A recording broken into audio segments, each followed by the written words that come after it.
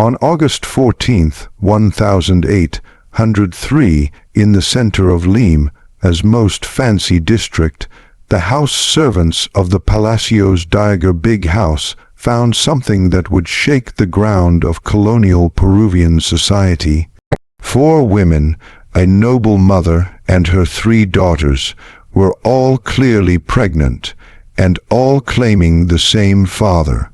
What the Spanish rulers tried hard to hide in sealed papers would eventually come up in pieces, showing a scandal so disturbing that it broke the fragile social order of an empire already falling apart from the inside. The man at the heart of this disaster was not a noble, a businessman, or even a free citizen. He was property, a slave named Domingo, owned by the very family he would ruin. Before we go on with the story of the Palacios Diaguer home and the secret that ate it up, I need to ask you something important.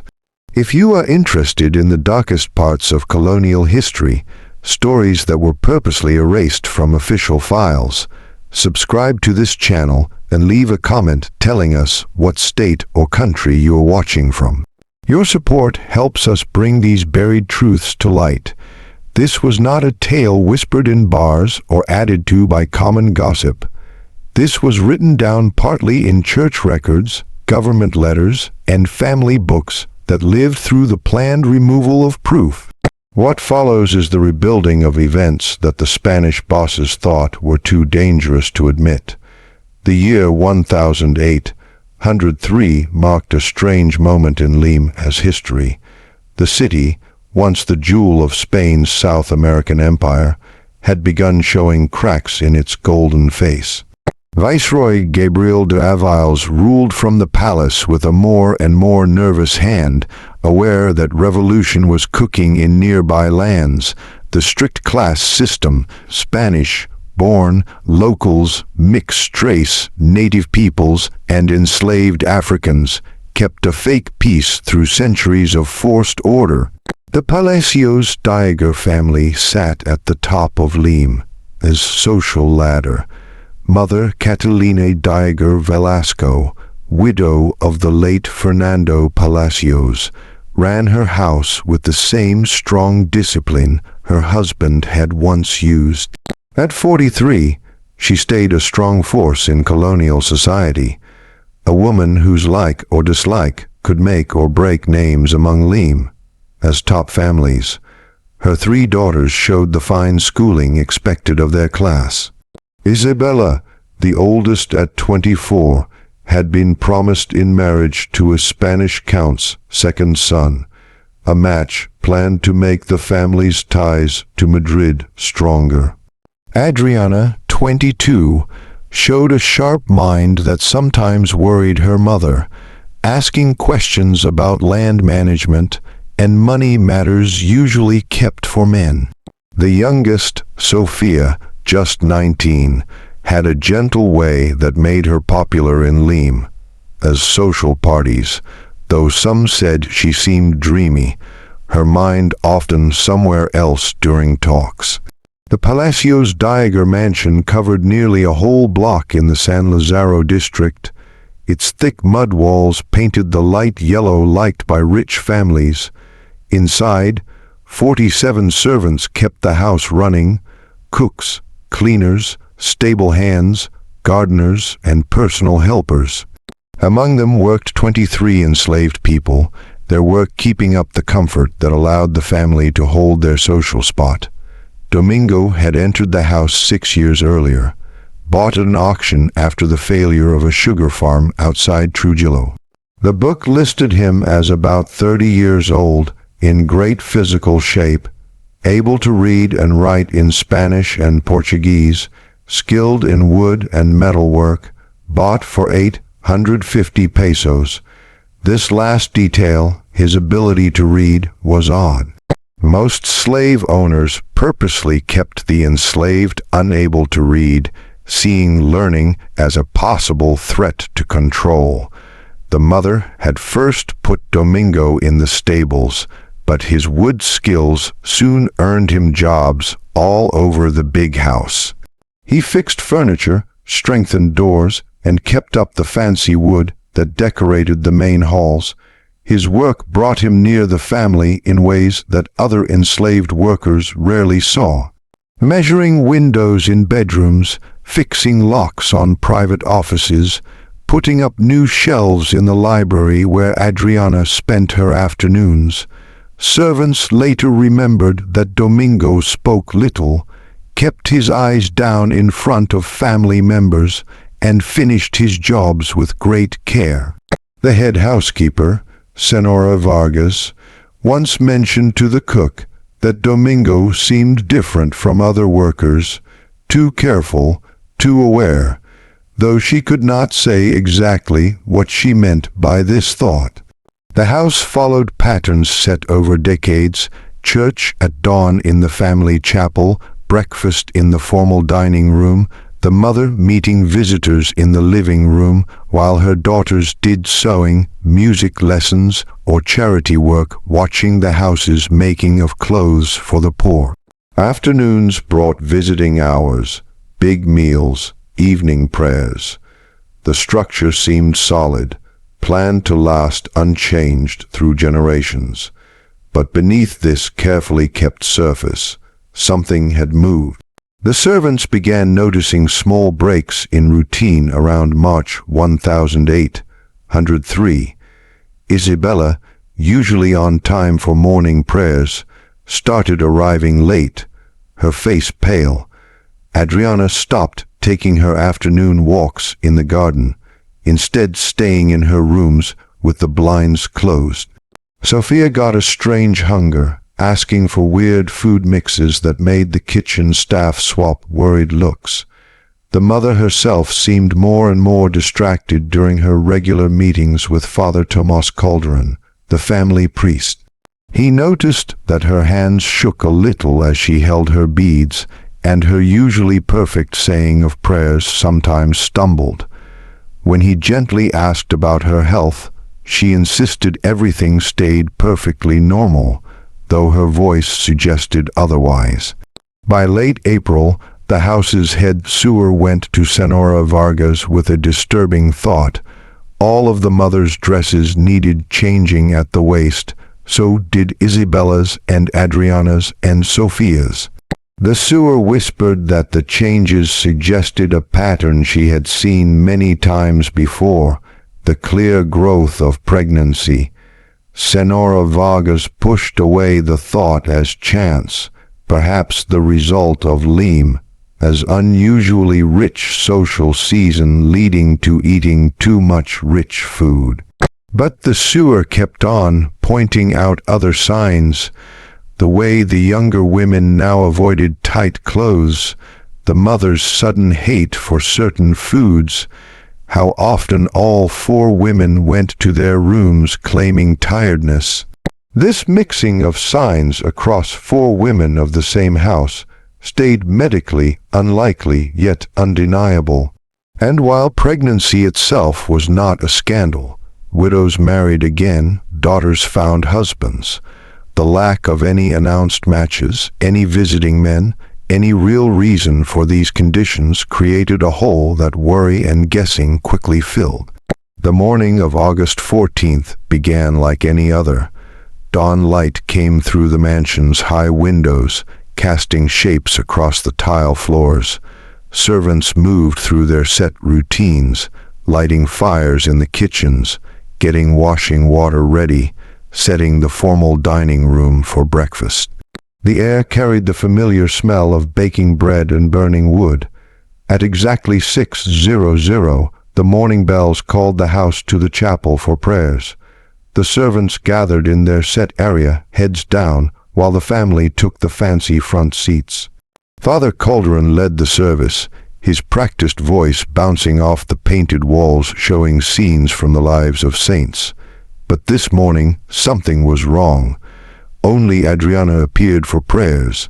She knelt alone in the family section, her face ghost white, hands holding the seat in front of her with such force that her knuckles showed white.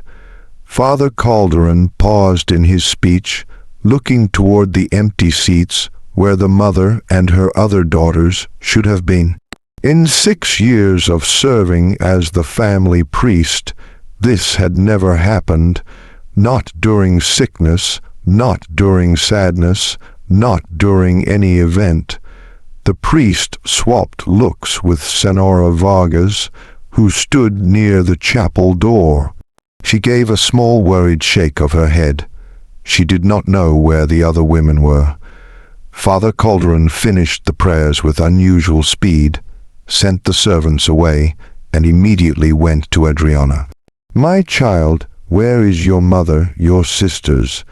Adriana's answer came in a whisper that barely carried, "You need to see for yourself, Father, in the blue room quickly." The blue room served as the mother's private sitting room, a space where she saw only the most trusted visitors and did the house's secret business. Father Calderon rushed through the halls with Adriana, his robes swishing against the shiny floors. Senora Vargas followed at a safe distance, her gut telling her that whatever waited for them would need witnesses. The door to the blue room stood slightly open. Father Calderon pushed it open and stopped so fast that Adriana nearly hit his back. Inside, the mother sat in her high-backed chair with Isabella and Sophia on either side. All 3 women wore loose robes rather than their usual fancy mourning clothes.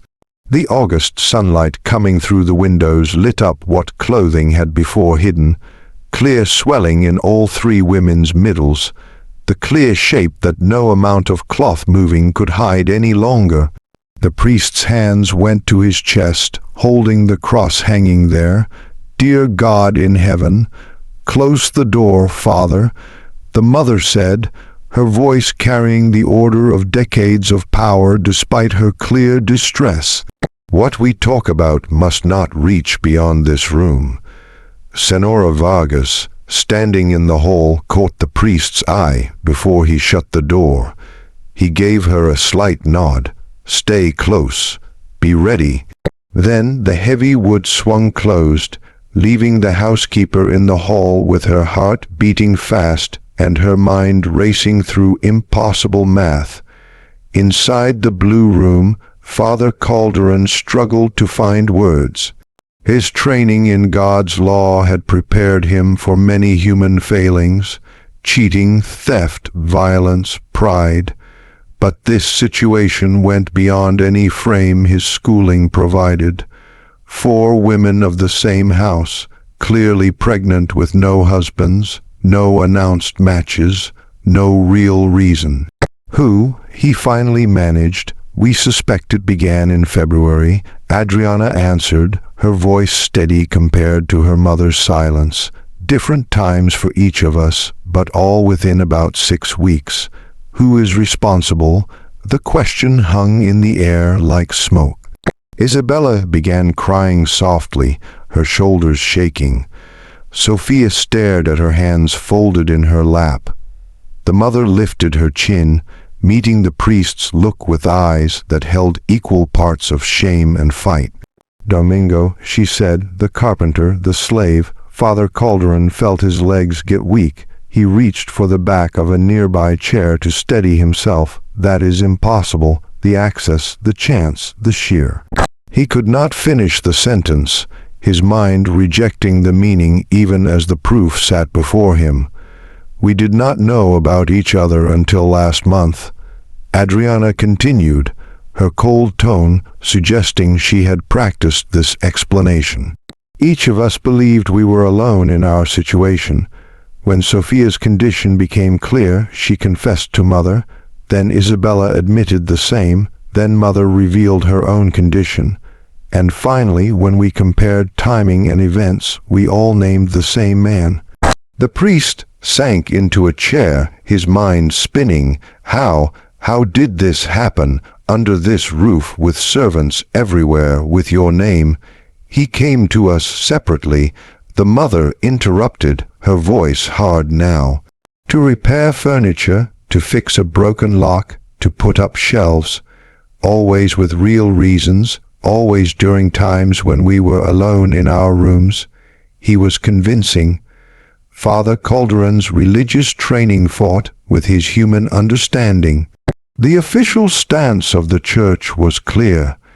Enslaved persons could not agree to anything, being property rather than persons with choice.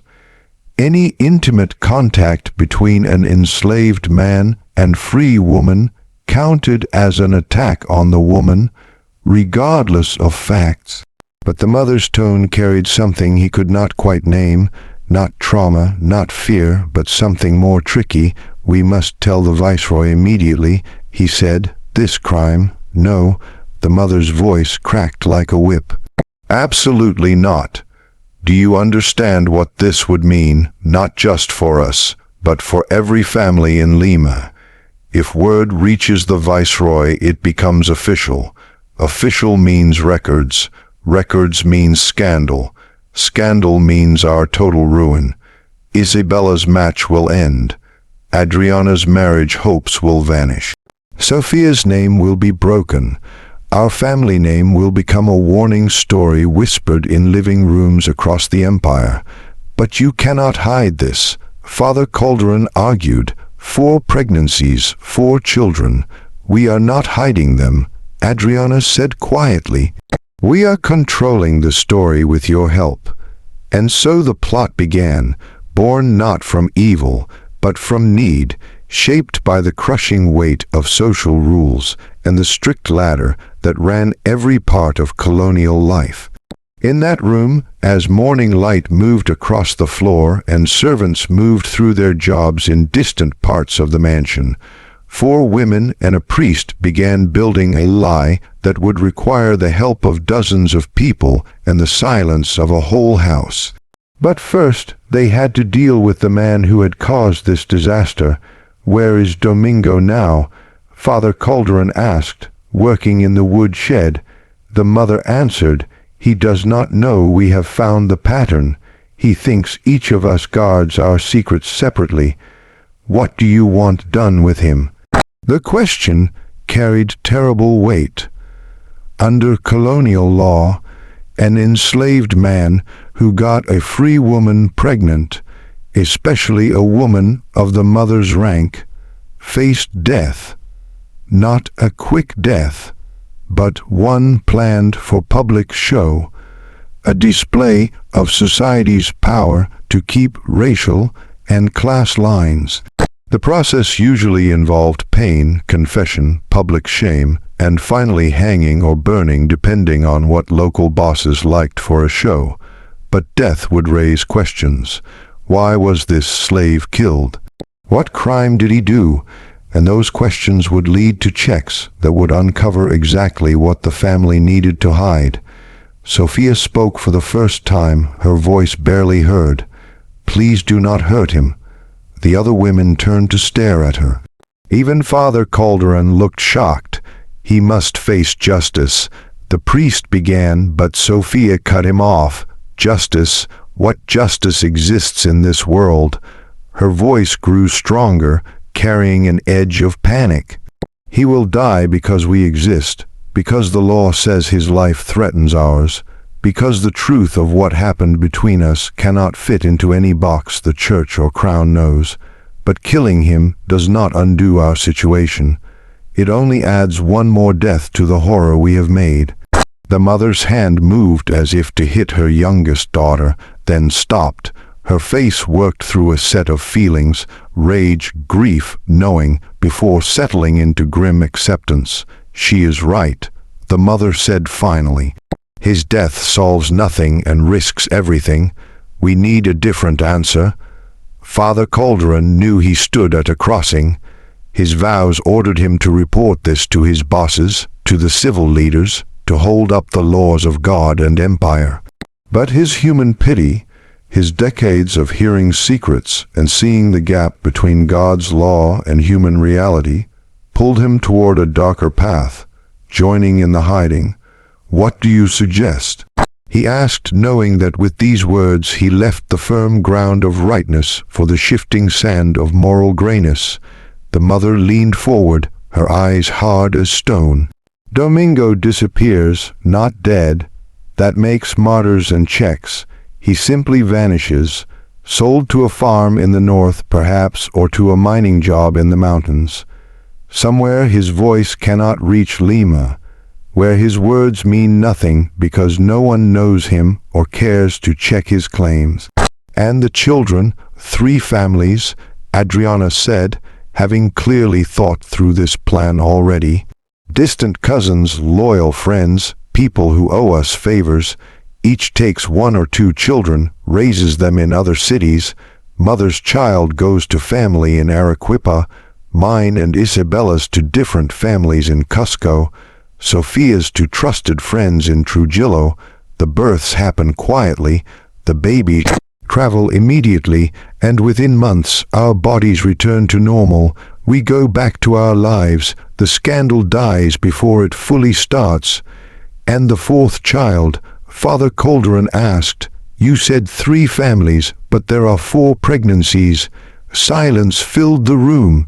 Heavy, choking silence that carried the weight of a decision, not yet spoken, but already understood.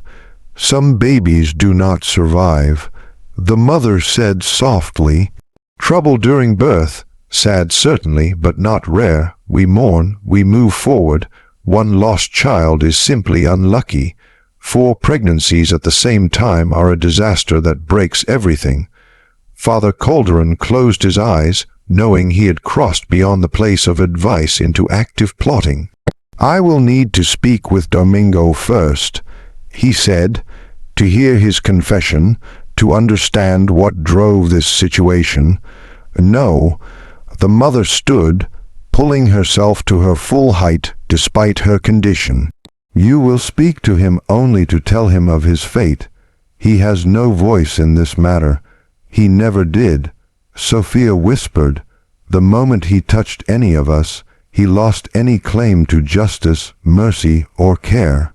Do you understand? This ends today, one way or another. Either he agrees with his removal from Lima, or we chase more permanent answers." The threat hung in the air, clear. Just when we thought the morning's news could not become more upsetting, the meaning of the mother's cold math showed the true depths of need that drove these women. If this story is giving you chills, share this video with a friend who loves dark colonial history. Hit that like button to support our content, and do not forget to subscribe to never miss stories like this. Let's discover together what happens next. The meeting with Domingo happened that afternoon in the woodshed, a separate building behind the main house, where he worked on furniture fixes and wood projects. Father Calderon walked up alone, as the mother had insisted. Fewer witnesses meant fewer possible problems. Later, the shed smelled of fresh cut wood and oil, familiar smells that stood out sharply against the dark purpose of the priest's visit. Domingo stood at his bench, smoothing a piece of wood, his movements exact and focused. He did not look up when Father Calderon entered, though he must have heard the door open. "Domingo," the priest said, "we need to talk." The slave continued his work for several seconds before setting down his tool and turning to face the visitor. His face showed nothing, no guilt, no fear, no knowing of the disaster about to fall. "Father," he noted, his tone flat, "the women of this house are pregnant." Father Calderon stated plainly, watching for a reaction. "All 4 of them, they claim you are the cause." Domingo's face stayed calm, but something flickered in his eyes. Math perhaps, or checking of how to answer a charge that carried a death sentence. "They are lying," he said finally. "Why would they lie about this?" "Because they need someone to blame." Domingo answered, his voice low but steady. "Because the truth is worse than their story." The priest felt ice spread through his chest. "What truth? You think I forced myself on 4 women in a house full of servants, with no one noticing, no one hearing, no proof beyond their word?" Domingo's laugh carried a bitter edge. "I am property, Father. I have no rights, no voice, no defense, but I am not stupid enough to kill myself through attack. Whatever happened in this house, whatever secrets these women protect, they are using me as an easy reason that saves their names while destroying mine." Father Calderon found himself thrown off by this answer. He had expected confession, begging, perhaps saying no mixed with clear guilt. But Domingo's calm logic planted seeds of doubt that had not existed before. "Then what is the truth?" "The truth is that the mother has had male visitors in her private rooms for the past year," Domingo said. "The truth is that Isabella's Spanish match visited months before the official match began. The truth is that Adriana has been meeting with Miguel Sandoval, the merchant's son, in the library when everyone thought she was reading alone. The truth is that Sofia has been having an affair with Pablo Herrera, the young man whose family owns the cloth warehouse on Mercer Street. The truth is that all four of these women got pregnant by men of their own class, and now they need a scapegoat who cannot defend himself." The charges tumbled out with the ring of watched fact rather than wild invention. Father Calderon's mind raced. Could it be true? The details were clear enough to check. Sandoval and Herrera were real people known in Lima as social circles. The mother did receive visitors, though always with seeming properness. But had there been more, why should I believe you? Why should you believe them? Domingo shot back. 4 women, 4 separate times, all pregnant by the same enslaved man who somehow managed this feat without anyone noticing until now. It goes against logic. It goes against chance. It serves only one purpose: protecting the names of women who made choices they now regret and need to explain away. Father Calderon felt the ground shift beneath his certainties. If Domingo spoke truth, then the women were not victims, but plotters framing an innocent man. But if the women spoke truth, then this slave held both chance and boldness beyond anything the priest had met before. Both stories seemed equally impossible yet undeniable. Regardless of truth, the priest said finally, "The decision has been made. You will be sold and moved from Lima. Your endpoint will be kept secret. You will never speak of this situation to anyone under penalty of death. Do you understand?" "I understand that I am being punished for crimes I did not do to protect people who did," Domingo replied. "I understand that truth means nothing when power decides otherwise. I understand that I am property, not a person, and property has no right to justice. Will you accept this fate peacefully?" Domingo was silent for a long moment, his eyes far away as if checking chances and finding them all equally useless. "What choice do I have?"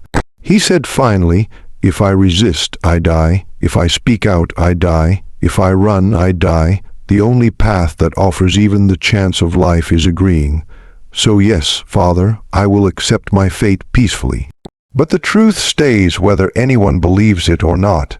That night, Domingo disappeared from the mansion.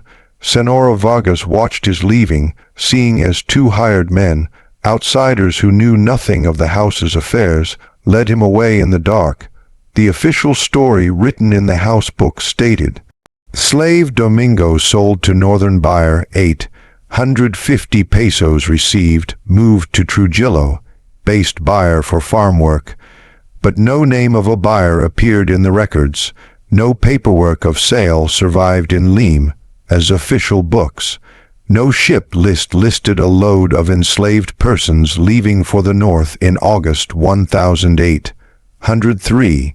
Domingo simply stopped existing in any official way, his spot in the world wiped out as fully as if he had never drawn breath.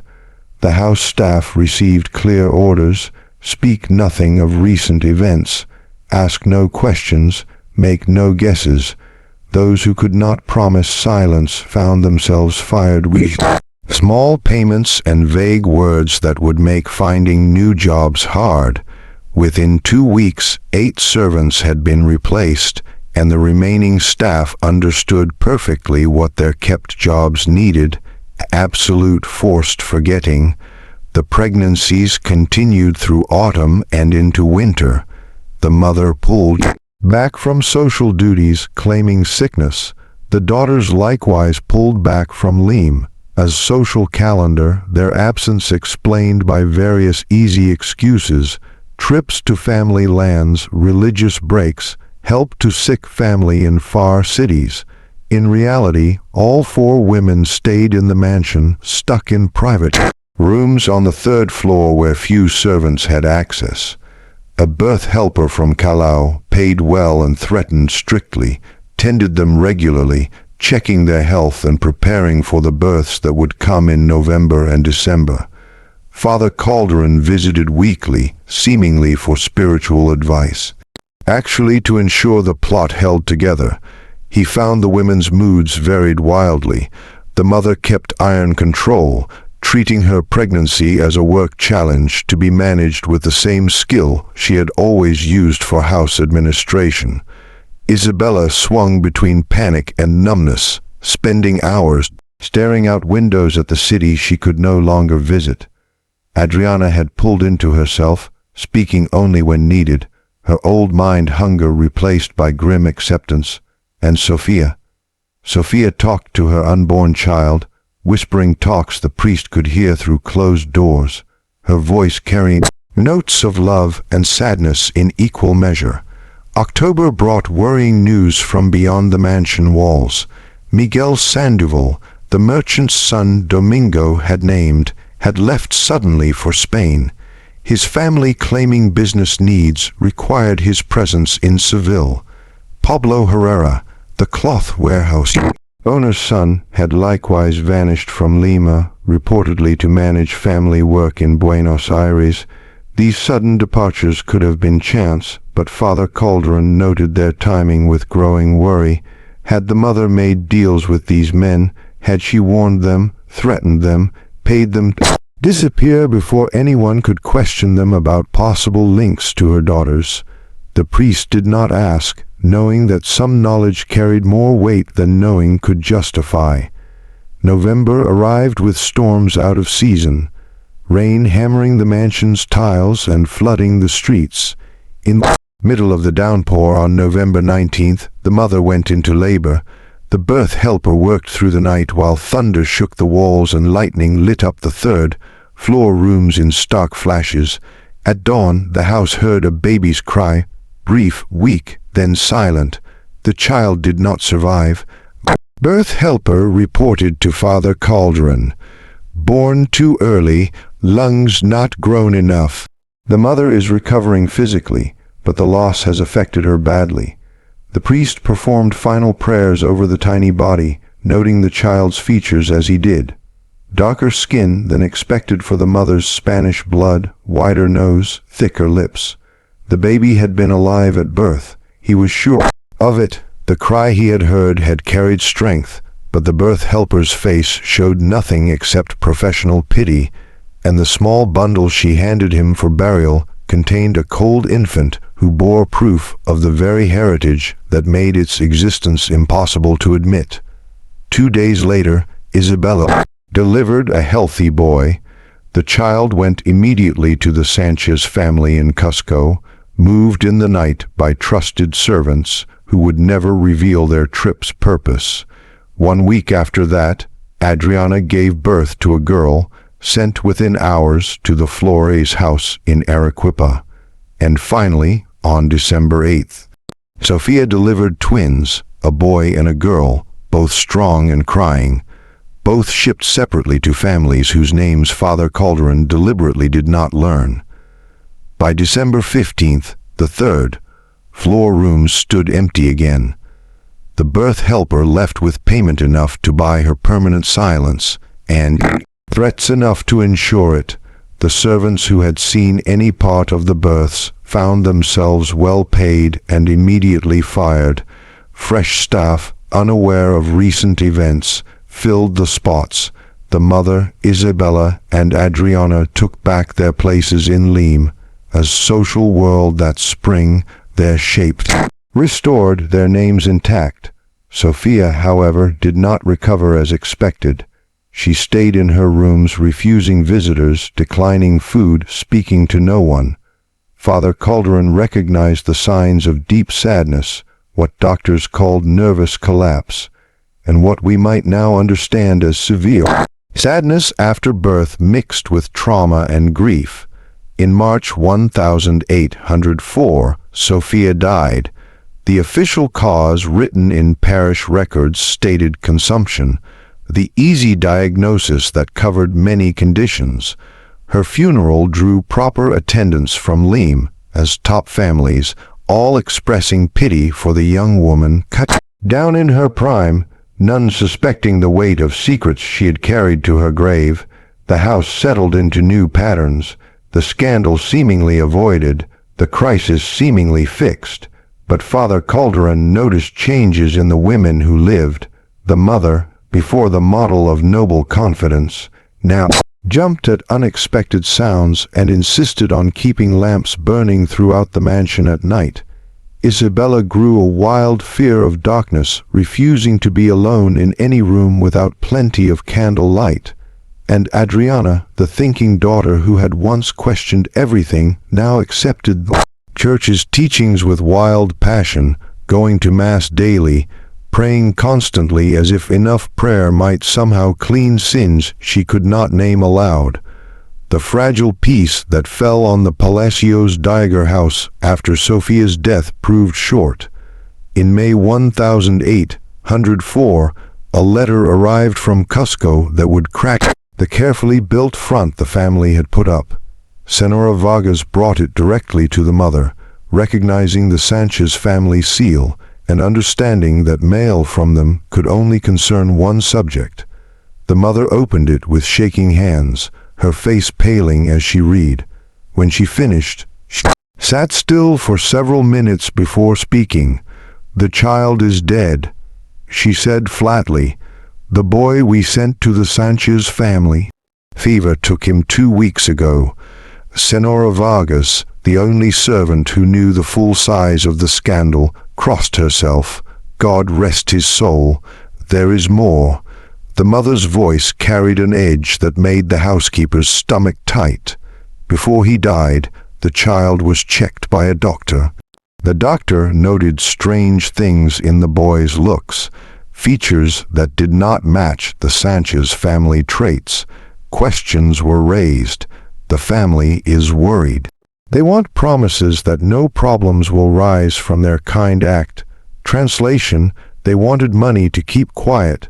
The child's death had created a chance for leverage that the Sanchez family, apparently less bound by honor than the mother had believed, planned to use. This started a pattern that would define the next 3 years. The families housing the living children, the Flores house in Arequipa, the Ramirez family in Trujillo. Each found that their kindness could be sold. Letters arrived every few months, their tone slowly less caring and more business-like.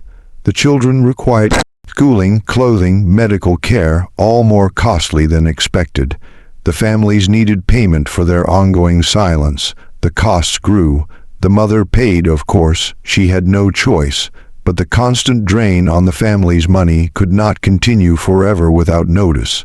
Her manager, Tomas Ibarra, a careful man who had run the estate's accounts for 2 decades, began asking questions about the weird pattern of spending to families in distant cities. The mother turned him away with vague explanations about charity duties and family debts, but Ibarra's doubt grew. In November 1805, Ibarra went to Father Calderon with worries that the mother might be falling victim to fraud or blackmail.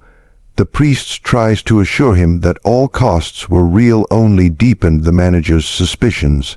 A man of numbers and patterns, Ibarra recognized that real charity work did not follow the specific rhythm he saw in the books. quarterly payments always in the same amounts to the same families with no matching requests or thank yous. Someone is blackmailing the family. Ibarra decided. The question is why. What secret is worth this much gold? Father Calderon suggested the manager discuss his worries directly with the mother, knowing this would force her to either bring Ibarra into the plot or find another manager less curious about money oddities. The mother chose inclusion, revealing enough of the situation to explain the payments. While leaving out the full size of the scandal, I made mistakes, she told Ibarra in her private office, her voice carrying unusual openness. There was a man, a brief affair of which I am deeply ashamed. A child resulted.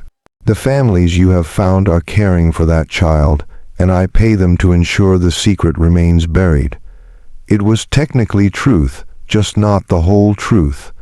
Ibarra accepted this explanation with the smooth grace of a man whose job required pretending to believe his boss's necessary stories. He asked no further questions, made no judgments, and continued managing the money with the understanding that certain costs required no paperwork beyond his private secret records. But the event left the mother shaken. How many other sharp servants or business partners might notice patterns, ask questions, connect dots that led back to that terrible period in 1803. The scandal she had buried required constant watchfulness to keep underground, and each year brought new risks of exposure. In March 1806, another blow struck. A packet arrived from Arequipa containing a letter and a drawing. The Flores family housing Adriana's daughter had ordered a picture of the child for their family collection. The artist, showing unlucky skill, had captured the 3-year-old girl's features with exact detail, including the noticeably darker skin, the clear bone structure, the physical traits that mocked her blood as something other than pure Spanish noble. People are starting to notice, the letter stated. Our neighbors comment on how little the child looks like our family. Our priest expressed worry that we might be housing the illegitimate child of servants or slaves, suggesting this hurts our standing in the church. We require extra payment to address these social difficulties, or we may need to rethink our deal. The more money changed hands, more letters followed.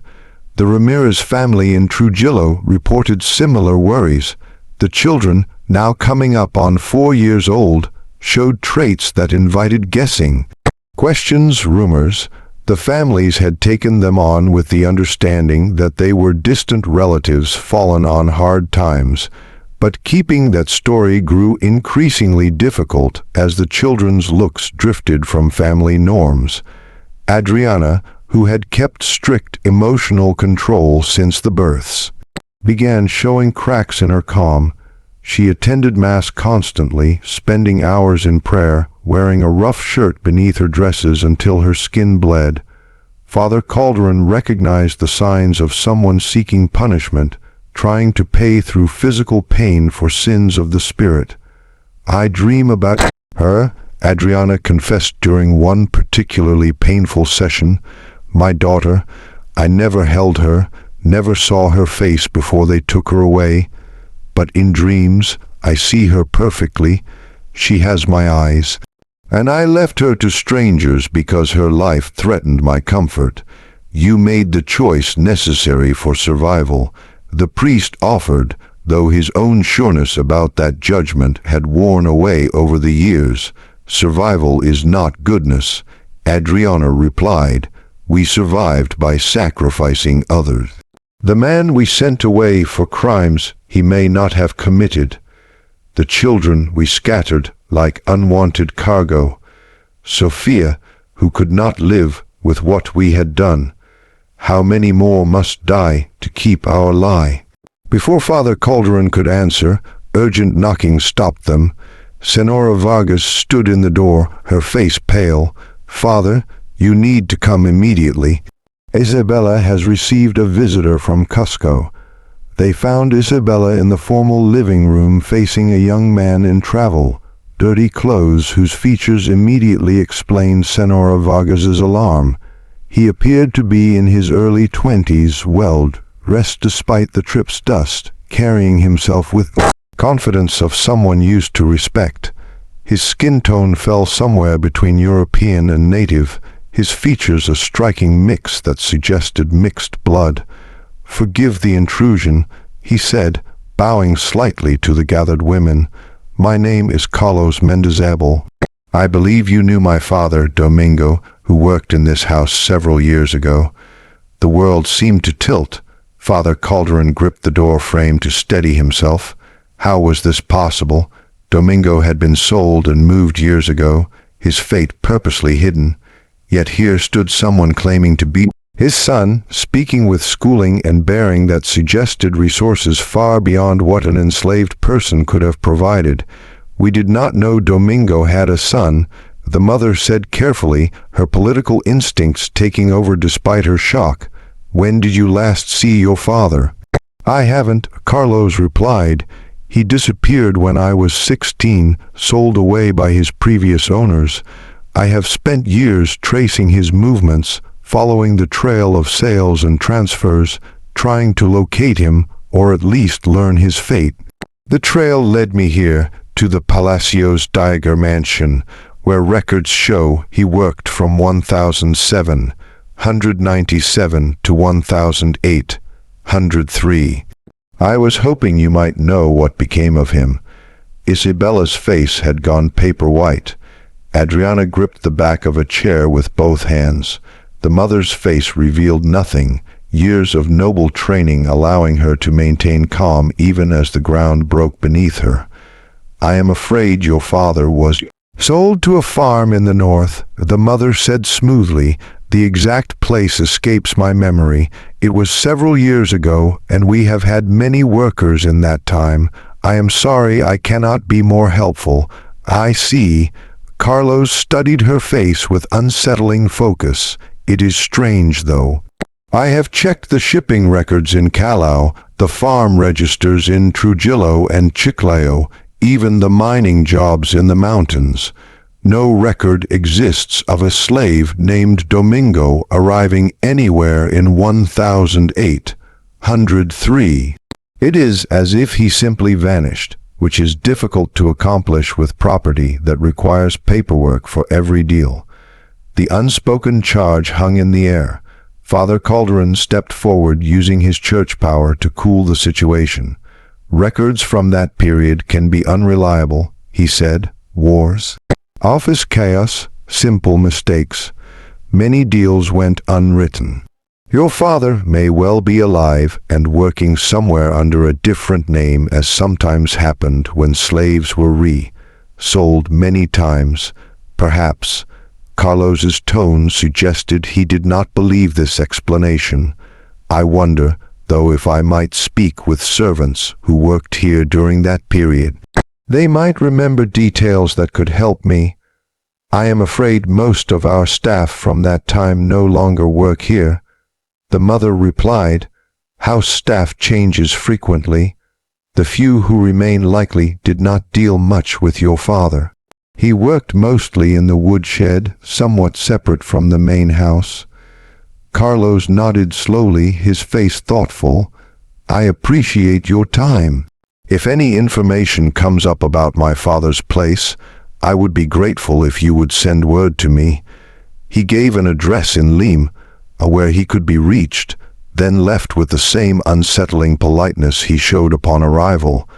After he left, the three women and priest stood in silence, each handling the meaning of this unexpected break-in into their carefully buried past. Finally, Adriana spoke, her voice hollow. "He knows something, the way he looked at us, the questions he asked. He suspects more than he is saying. We tell him nothing," the mother said firmly. "He has no proof, no leverage, no power. He is the son of a slave trying to make trouble for people far above his station. We ignore him and he will eventually give up and move on." But Father Calderon was not convinced. Carlos Mendizábal had shown resources, education, and drive unusual for someone of his background. His search had already uncovered the lack of papers that should have existed, the blank space where Domingo's trail should have continued. How long before he started connecting other dots? How long before he learned about the pregnancies, the secret births, the children scattered across Peru? That night, Father Calderon could not sleep. He sat in his small church office, reviewing the past 4 years, counting the costs of the plot he had helped build. Sophia, dead from grief and despair. 4 children, now 3 living, raised by strangers bearing the weight of secrets they did not yet understand. Domingo disappeared into a hole that Carlos's search threatened to light up, and the women themselves changed from the confident nobles he had once known into haunted figures kept going by will and fear. The knock on his door came at midnight. Senora Vargas stood outside, her face pale in the lamp light. "Father, you need to come. Something terrible has happened at the mansion. It is Isabella. She has confessed. She has told Carlos everything." The scene in the blue room was chaos, barely held. Isabella sat in the same chair her mother had used 4 years earlier, her face patchy from crying, her hands twisted in her lap. Carlos Mendizabal stood near the window, his look shifting between shock and something darker. Victory, perhaps, or cold joy at having his doubts confirmed. The mother paced like a caged animal, her usual calm broken. Adriana huddled in a corner, staring at nothing, her fingers working through prayer beads with machine-like exactness. And Father Calderon, entering this nightmare scene, felt the weight of every deal and hiding he had allowed, settling on his shoulders like a physical load. "Tell me she is lying," the mother demanded of Carlos, though the request made no logical sense. "Tell me you put ideas in her head, pushed her into some wild story." "I said nothing," Carlos interrupted, his voice cutting through her panic. "I came to thank her for her time yesterday, to say goodbye before returning to Cusco. She answered the door herself, took one look at me, and broke down."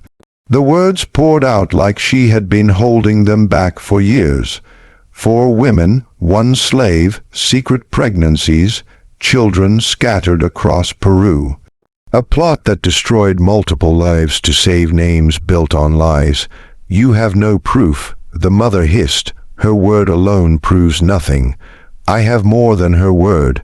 Carlos reached into his jacket and pulled out papers, unfolding them carefully. "I told you I had been searching for my father's disappearance. What I did not mention was how deep that search became.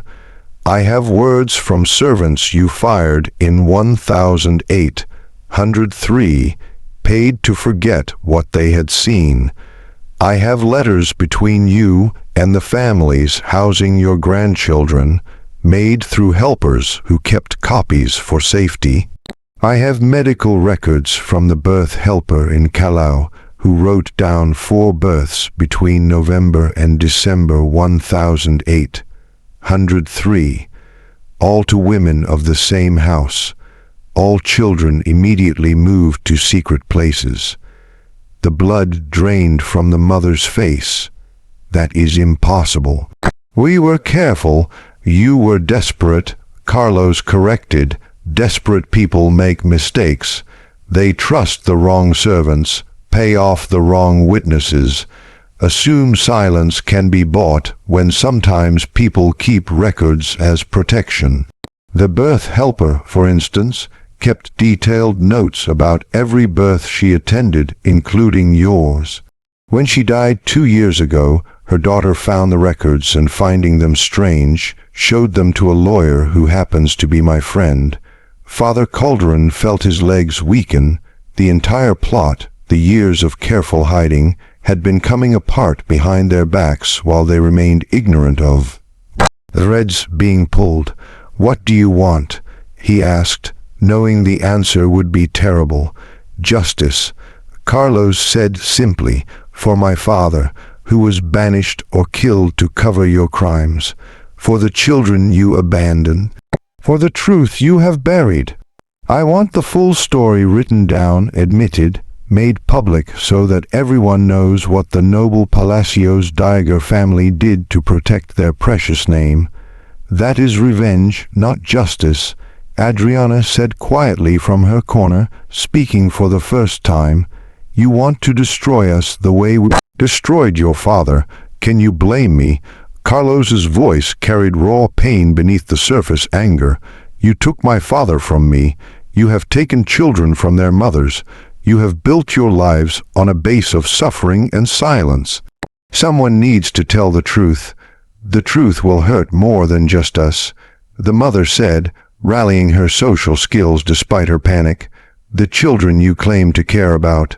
Showing this scandal marks them permanently as products of sin, marks them as unlawful children of a slave and nobles. They will face hate, refusal, legal problems regarding money and standing. Your quest for justice dooms them to social death. Carlos paused, the first crack appearing in his hard front. The mother pressed her advantage. Think carefully about what public showing does. She continued, it does not bring your father back.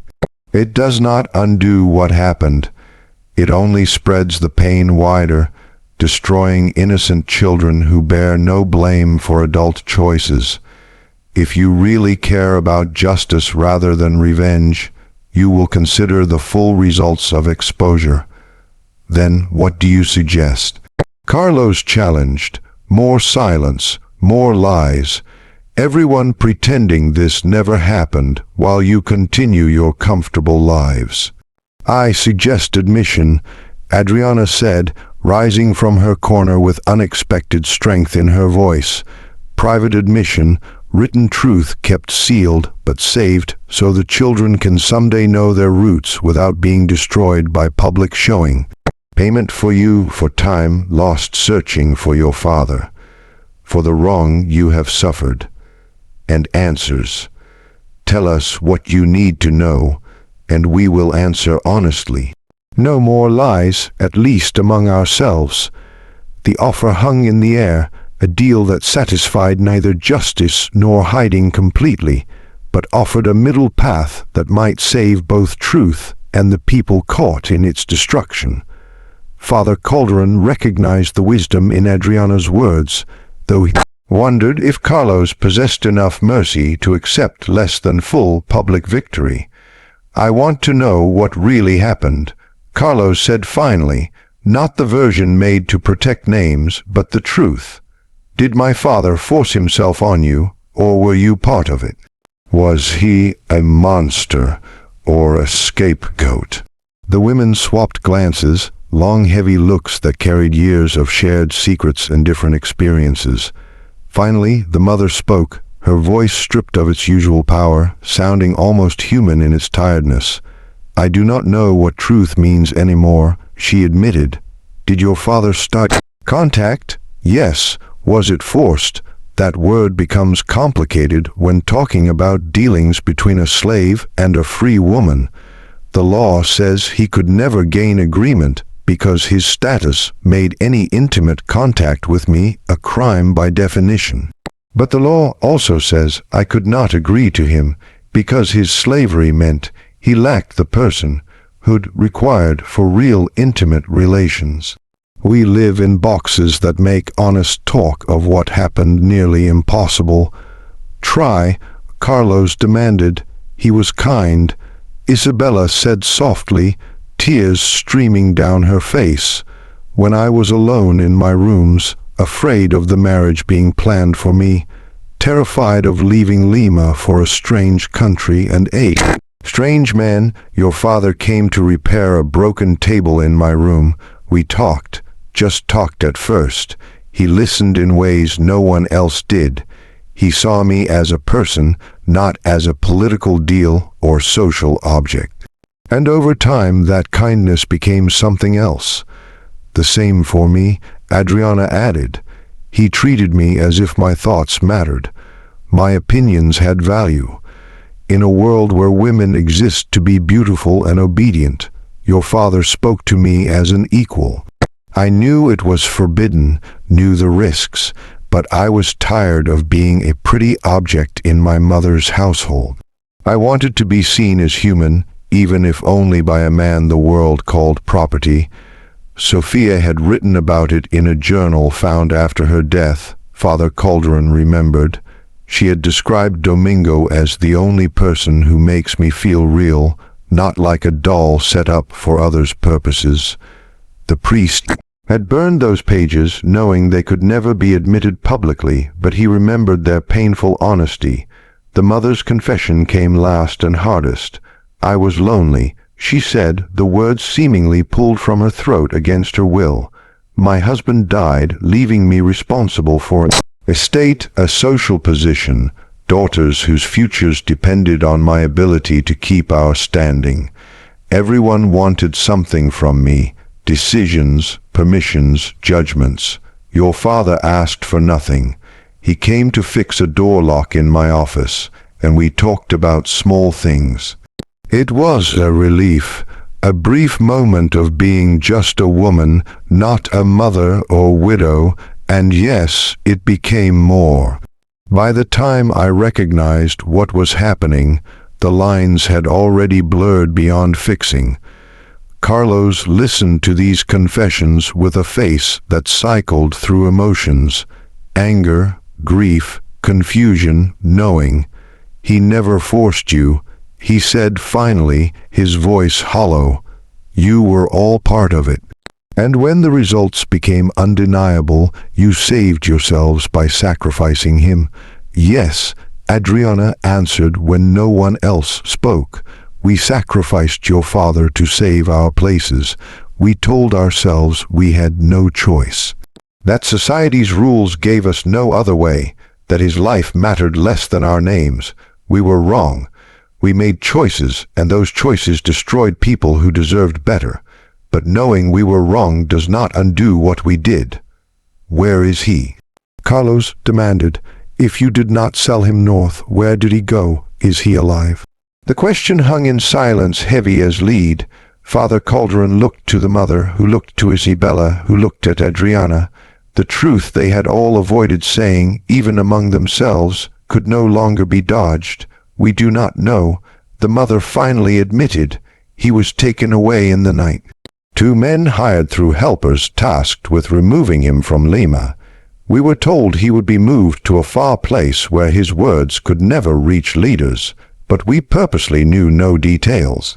What we did not know, we could not reveal under pressure or by accident. So he could be dead, Carlos said flatly. He could be.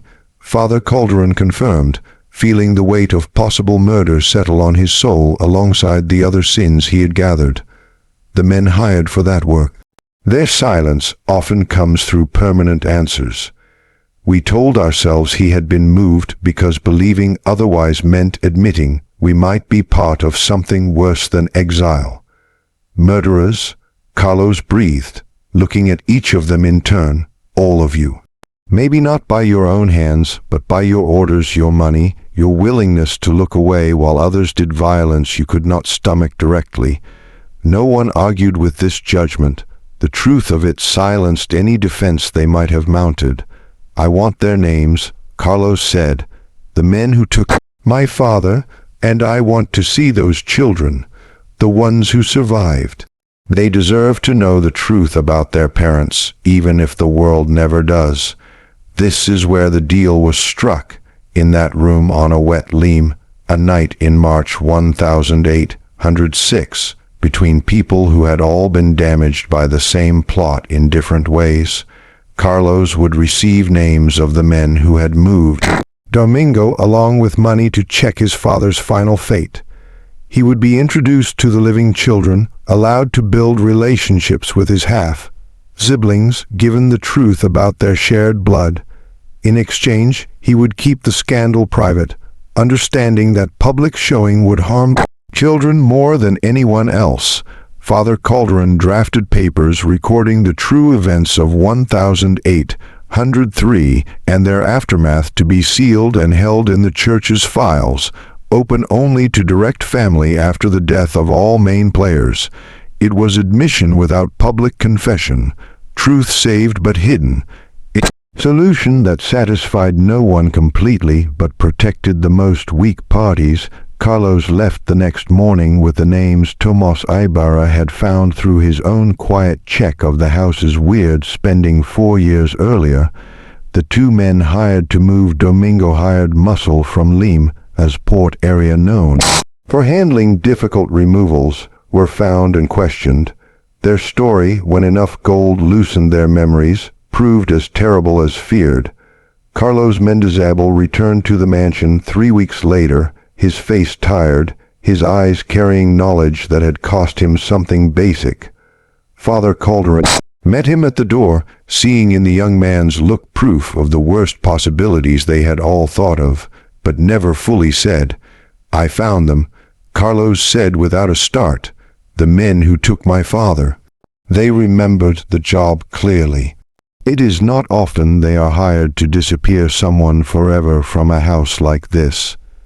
The priest led him to the study where the mother, Isabella, and Adriana waited with the tight fear of prisoners awaiting sentence. Carlos refused the offered chair, standing instead with stiff control that suggested any relaxing would break what remained of his calm. "My father did not make it out of Lima," he stated. The men took him by boat into the bay under darkness. They were told that he could never return, never speak of his time here, never exist in any official way that might allow him to speak about events in this house. The easiest way to promise that outcome was to ensure he never reached any place at all. Isabella made a small hurt sound. Adriana closed her eyes. The mother sat perfectly still, her face carved from stone. They weighted his body and dropped him into deep water. Carlos continued, his voice mechanical, reporting facts as if emotion might destroy his ability to speak at all. He was alive when they put him overboard, awake. He did not struggle, they said, did not fight or beg, just watched them as the water took him under, like he had known all along this was how it would end. They had done this work before, but my father's acceptance of his fate bothered even them. Usually, people fight to live, they said. My father seemed almost relieved when the water closed over his head. The silence that followed this news felt like choking. Father Calderon found he could not draw a full breath, as if his body rejected air that must be shared with people able to plan such horror. "You are murderers," Carlos said, looking at each woman in turn, not indirectly, not through careless passing off, but directly. "You ordered his death. You paid for it. You purposely chose not to know details so you could maintain believable denial. But that ignorance was itself a choice. You killed my father because his life threatened your comfort. We did not order murder," the mother argued, her voice cracking. "We ordered removal, shipping, relocation. You ordered his erasure from existence," Carlos interrupted sharply. "You hired men known for making problems disappear. You gave no orders on keeping him alive, no worries about his health, no interest in where he ended up as long as it wasn't Lima. You created the conditions that made murder the simplest solution, then claimed innocence because you didn't plainly tell them to kill him. That is cowardice, not innocence." Adriana stood suddenly, walked to the window, and threw up into a fancy pot. The sound of her sickness provided horrible marks to Carlos's charges. When she finished, she remained bent over the pot, dry heaving, her body rejecting the truth it had swallowed. "What do you want from us?" Isabella asked, her voice small. "We cannot bring him back. We cannot undo what we did. We cannot even properly pay, because admitting our guilt publicly would destroy the children we were trying to protect. So what do you want? Our lives, our names, our souls, if we haven't already lost them? I want you to live with it," Carlos said, his anger forming into something colder and more purposeful. "I want you to wake every morning knowing you murdered an innocent man to keep your social status. I want you to see his face in mirrors, in shadows, in quiet moments when your carefully built lies stop drowning out truth. I want you to remember that somewhere under Lima, as bay, weighted down by rocks and chains, my father's bones rest in darkness because you valued your names more than his life." He moved toward the door, then paused. "I will keep my word about the children. They will never know the full horror of their roots. I will tell them their father died during travel, which is technically true. They will believe he was a good man caught in bad circumstances, which is also true. But understand this, I am not protecting you with my silence. I am protecting them from the knowledge that they exist because of a plot that ended in murder. You get to live with the complete truth while they live with a gentler version. That is not mercy.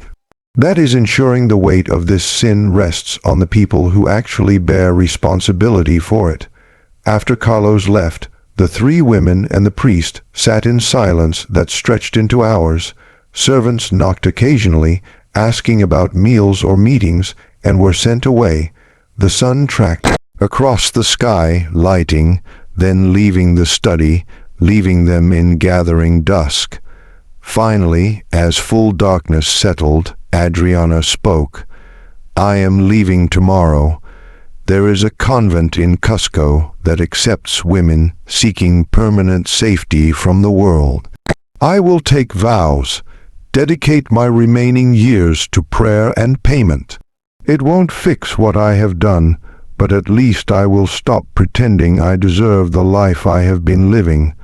That is escape, not payment," the mother said, though her voice lacked its usual force. "Perhaps," Adriana agreed, "but I cannot continue existing in this house, in this city, among people who see me as something I am not. Every social gathering, every polite talk, every moment of normal life feels like dancing on my father's, on Domingo's grave. I need to stop dancing." Isabella said nothing, but her face suggested she understood her sister's urge, even if she lacked the courage to follow it. The mother stared at her hands, perhaps seeing blood that wouldn't wash away regardless of how many years passed. Father Calderon, watching these women face the full weight of their actions, felt the collapse of his own moral frame. He had entered the priesthood believing in redemption, in the power of confession and payment to fix souls damaged by sin. But this situation went beyond the lines of traditional religion. How did one pay murder dressed as practicality? How did one confess sins committed through passing off and willful ignorance? How did one grant forgiveness when the victims couldn't forgive because they had been silenced permanently? The papers he had prepared, sealed and locked in the church archives, represented his own failure as much as the women's guilt.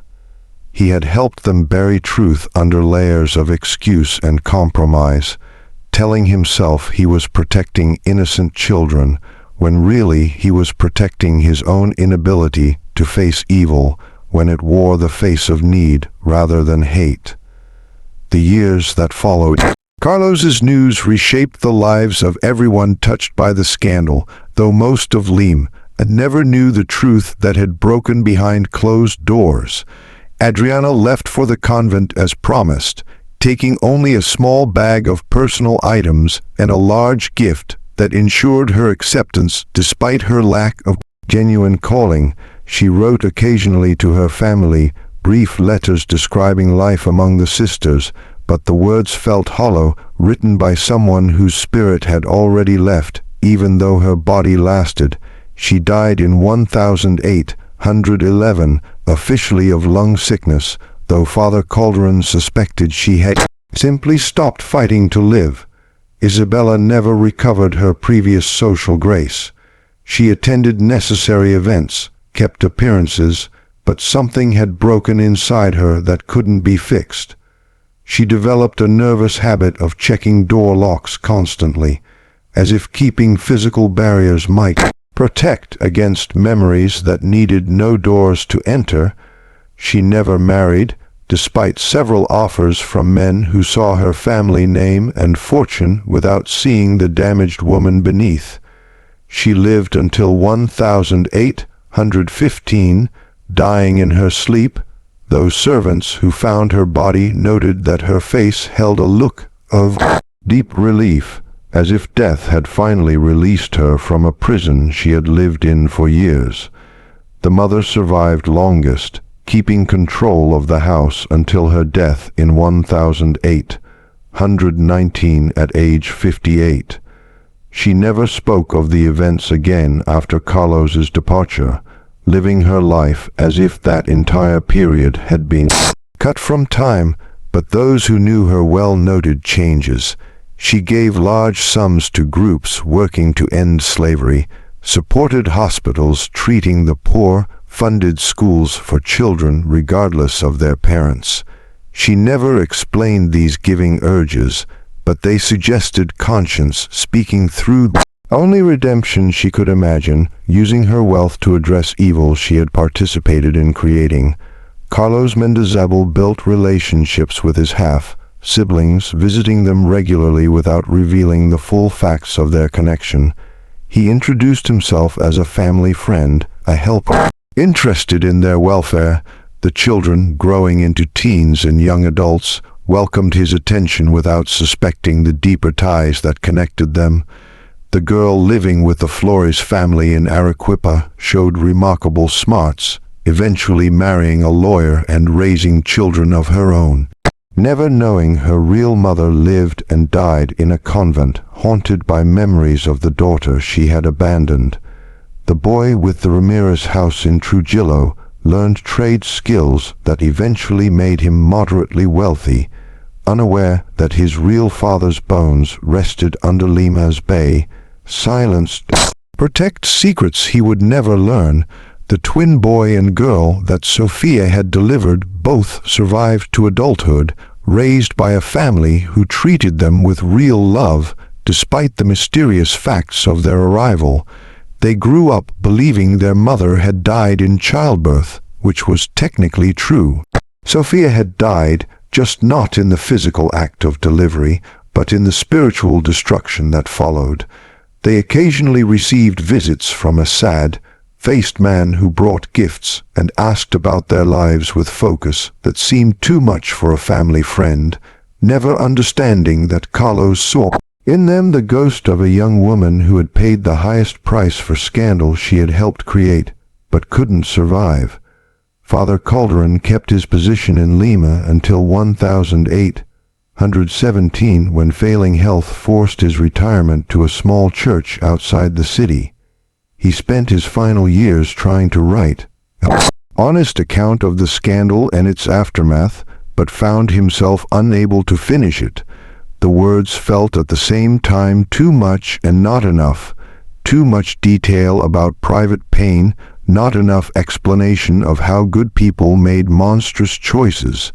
He burned his unfinished book before his death in 1820, deciding that some truths served no purpose in being told, or perhaps fearing that his own part looked worse in writing than it had felt during the moment-by-moment decisions that had led him deeper into plot.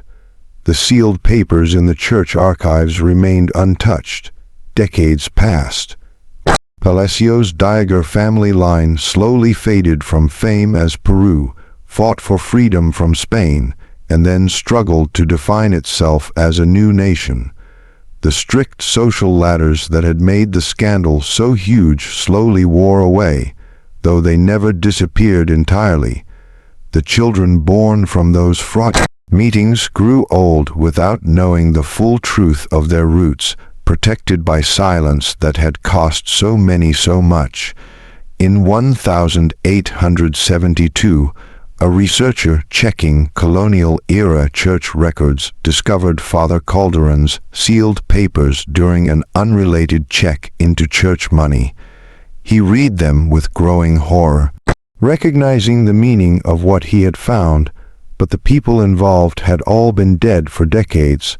The children had children of their own who had built lives knowing nothing of the scandal in their heritage, and the researcher faced the same question that had frozen those who lived through the events. What purpose would showing serve beyond spreading pain wider? He resealed the papers and made a note in the archives list. Records concerning the Palacios Dieger household 1803-1820. Sensitive material not to be opened except by direct family request or church authority. The papers remained sealed, carrying truth that no longer had clear purpose or audience. The Palacios Dieger mansion changed hands multiple times over the years, eventually being split into apartments as Lima grew and wealthy families moved to new districts. The third-floor rooms where 4 women had hidden their pregnancies became homes for working-class families who knew nothing of the secrets held by those walls. The wood shed where Domingo had worked was torn down to make room for building. The blue room where so many painful talks had happened was repainted, redone, emptied of the furniture that had witnessed plot and confession. Lima's bay, where weighted bodies had been dropped into darkness, continued its eternal rhythms. Tides coming and going, boats crossing its surface, the city spreading along its shores. Whatever remained of Domingo's physical form rested in depths that protected their secrets better than any living person ever could. The scandal that almost destroyed Lima's social order in 1803 instead disappeared into the carefully kept silence that has always protected the powerful from the full results of their choices. The children survived, the families kept their positions, the truth remained buried under layers of compromise and part-taking. Justice, if it existed at all, showed itself through